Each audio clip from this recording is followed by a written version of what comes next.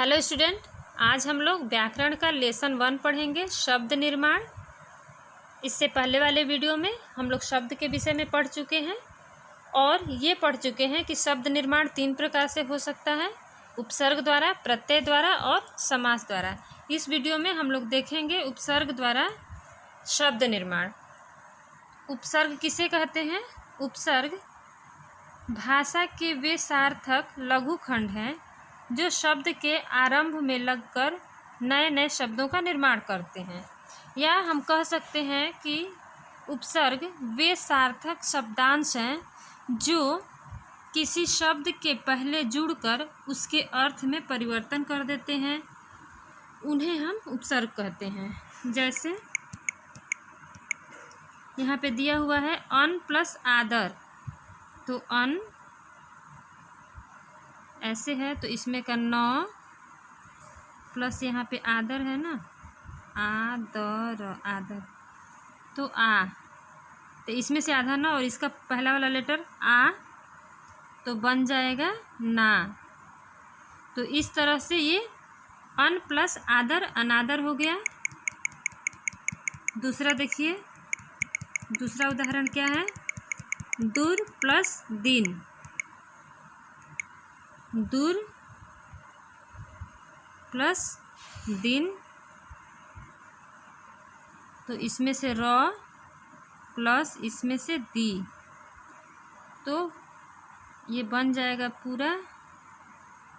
तो ये इस तरह से आएगा, अब पूरा बनेगा दूरदिन, ऐसे बन जाएगा।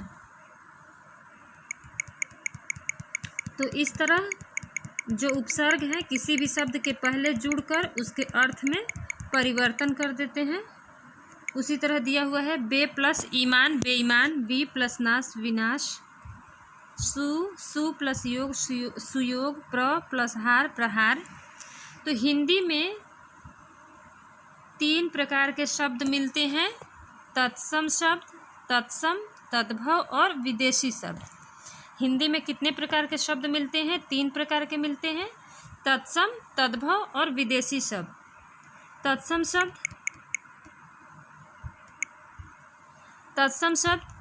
तत्सम शब्द वे शब्द होते हैं जो संस्कृत से सीधे हिंदी में आ गए हैं। जैसे ये कर्म है, कर्म लिखा हुआ है वहाँ, यहाँ पे कर्म है, दुग्ध होता है, दुग्ध लिखते हैं, ये तत्सम शब्द है। आम्र है, ये सब क्या है? तत्सम शब्द है। ये संस्कृत के शब्द हैं मगर हम इसको हिंदी में यूज करते हैं। तो संस्कृत के वे शब्द जो सीधे हिंदी में आ गए हैं उन्हें हम तत्सम कहते हैं। तद्भव, संस्कृत के वे शब्द जिनका बदला हुआ रूप हम हिंदी में प्रयोग करते हैं उन्हें तद्भव कहते हैं। जैसे कर्म को हम काम कहते हैं तो काम तद्भव हो गया। दुग्ध को हम दूध कहते हैं तो दूध तद्भव हो गया। आम्र, आम्र को हम आम कहते हैं तो आम तद्भव हो गया। इस तरह से जो संस्कृत के वे शब्द जिनका बदला हुआ रूप हम हिंदी में प्रयोग करते हैं उन्हें हम तद्भव कहते हैं। उसके बाद है विदेशी शब्द, उसके बाद है विदेशी शब्द।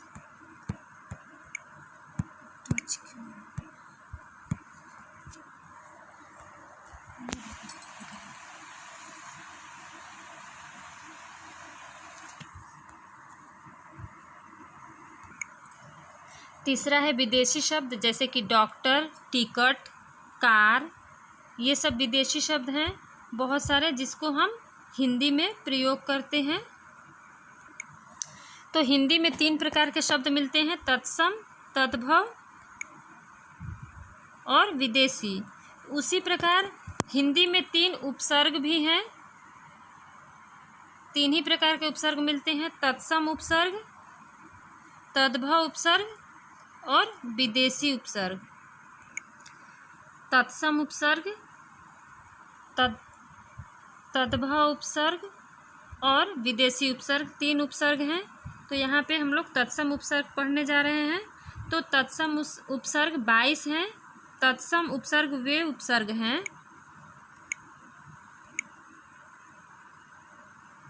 जो संस्कृत से हिंदी में आ गए हैं। तत्सम उपसर्ग वे उपसर्ग हैं जो संस्कृत से हिंदी में आ गए हैं, इनकी संख्या 22 है। तो तत्सम उपसर्ग यहाँ पे इनकी संख्या 22 है, इसको हम लोग पढ़ेंगे। यहाँ पे पहला दिया हुआ है अति। अति मीन्स होता है अधिक। अधि, अधि मीन्स ऊपर या श्रेष्ठ। अनु, अनु मीन्स पीछे या समान या बाद में आने वाला। अप, अप मीन्स बुरा या हीन। अभि, अभि मीन्स सामने, सामने या ओर। तो हम लोग पहला देखते हैं अति। अति मीन्स अधिक। अत्यंत लिखा हुआ है, तो इसको अलग कैसे हम करेंगे, जैसे संधि विच्छेद हम लोग करते हैं। तो ये लिखा अति, इसमें उपसर्ग लगा हुआ है। अत्यंत में क्या उपसर्ग लगा हुआ है? अति। ये जितने भी ऊपर दिए हुए हैं ये सब इसमें अति उपसर्ग लगा हुआ है। तो इसको हम लोग कैसे अलग अलग लिख सकते हैं? अति को अति प्लस अंत, अति प्लस अंत, अत्यंत। इसको अलग अलग अति प्लस अंत हो जाएगा। तो ऐसे दे दिया जाएगा तो आपको पहचानना रहेगा कि अति प्लस अंत या बराबर अत्यंत होता है। उसी तरह नेक्स्ट है अत्याचार। अति प्लस आचार अत्याचार हो जाएगा। अतिरिक्त, अति प्लस रिक्त, अतिक्रमण, अति प्लस क्रमण,